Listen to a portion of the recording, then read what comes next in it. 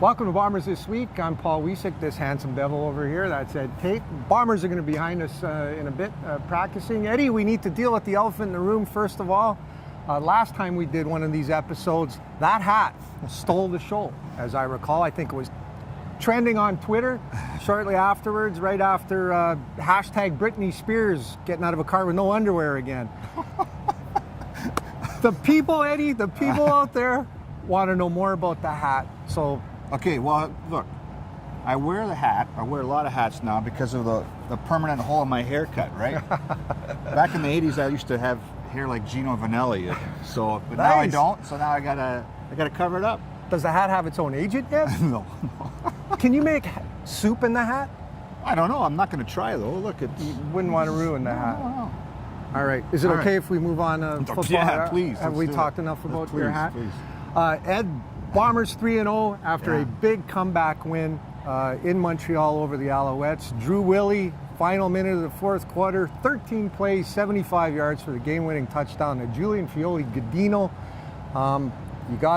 Is there anything you don't like of what you've seen of this team so far? Well, you know, that drive, if you weren't a Drew Willie believer before that, you had to be now. And there was a couple third down plays on that. He just looked so poised and calm. There was no panic in him whatsoever. And, yeah, I mean, what happened at the last drive there, I think, has glossed over some of the things that might have been concerns for this team. A couple fumbles by DeMond Washington. Their pass protection certainly needs to be tightened up. But when you get a quarterback that can lead a drive like that at the end of the game and you're 3-0, it seems like you're nitpicking now. That's a pretty good football team so far. Yeah, winning fixes everything, doesn't it? Yeah. Eh? And I mean, there were some issues in that game. Certainly the turnovers. That offensive line still needs some work, I think. You know, the Drew Willie has taken a beating. And it's great because everybody says, wow, Jesus, he's ever tough, and we love the way he bounces back. Well, I'll tell you what, you don't want to be going that well too often. And sooner or later, Drew Willie's going to get hit once too often. Exactly. They need to get better at pass protection. Bombers this week playing the 3-0 Edmonton Eskimos. Both these teams, worst to first. The Eskimos, of course, 4-14 last year. Cellar dwellers in the West. The Bombers 3-15. Cellar dwellers in the East. Which turnaround impresses you more? Well, maybe it would be accused of being a hometown bias here, but I think the turnaround with this club is far more significant just because they were awful last year. Edmonton lost a lot of tight games, and I know some of those scores were kind of jacked up at the end with some late meaningless drives, but they had a quarterback last year in Mike Riley who's still there now. I know that they've changed coaches too, but it seemed like the core was there. There was a better bunch of players, a lot of better pieces. What they've done here so quickly with Mike O'Shea, with the new quarterback, there's a lot of change here, and for them to be already 3-0, to me that is really impressive. And you know, it includes a win over Toronto. Yes, it includes a win over Ottawa. We're still not sure about Montreal, whether they're legit or not. But I like what I've seen with both these teams. Pretty impressive turnaround, but Winnipeg's is more impressive to me. Yeah, in all honesty, before the season, I remember talking to you during training camp, and we both agreed that if the Bombers went 6-12 this year, we thought Mike O'Shea would be a Coach of the Year candidate. Yeah. And here he is 3-0. So go figure. Big game this week, and then they go on the road for two in BC, in Hamilton.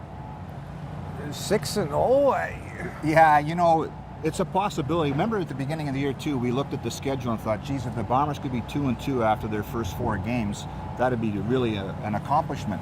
Now we're talking about 6-0. Look, they got to get through Thursday night here first. It's a pretty good Eskimo team. Chris Jones has got that defense flying around.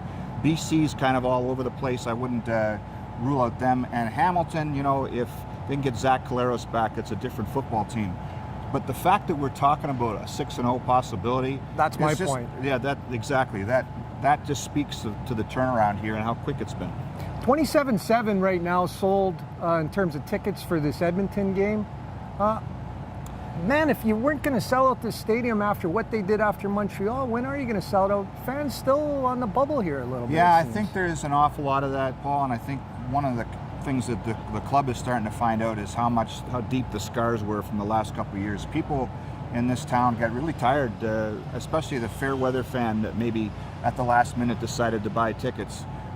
They've lost that fan, and they have to really work hard to get them back. Winning, of course, cures a lot of that stuff, but we're starting to see the sour taste that a lot of people had winning 9 of 36 games over 2 years really has an impact, and that's what they're seeing at the ticket wicket. Tell you what, if you haven't seen the games live this season, you've been missing a pretty good show. Yep. I'm Paul Wiecek. That's Ed Tait. That's his hat. And this is Bombers This Week.